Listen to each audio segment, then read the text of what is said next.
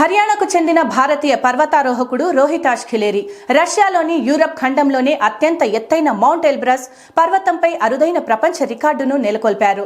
Rohitash Khileri mount Elbrus శిఖరంపై oxygen cylinder సహాయం లేకుండా 24 గంటల పాటు గడిపి చరిత్ర సృష్టించాడు.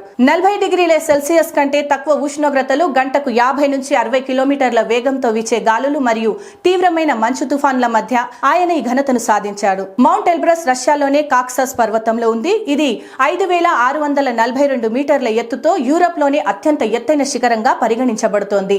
2020లో కూడా ఆయన ఎల్బ్రస్ పర్వతాన్ని శీతాకాలం, వేసవికాలం రెండింటిలోనూ అధిరోహించిన మొదటి భారతీయుడుగా నిలిచాడు.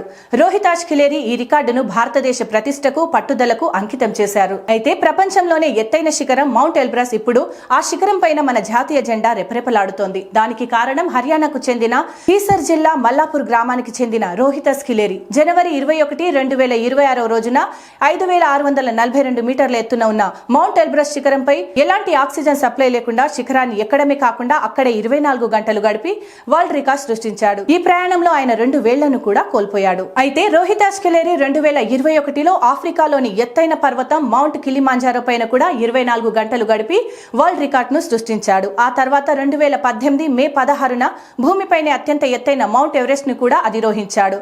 అలాగే 2020లో ఫ్రెండ్షిప్ పిక్ ని సోలోగా అధిరోహించాడు. ఇది కేవలం ఒక రికార్డు మాత్రమే కాదు, మన భారతదేశపు గర్వం.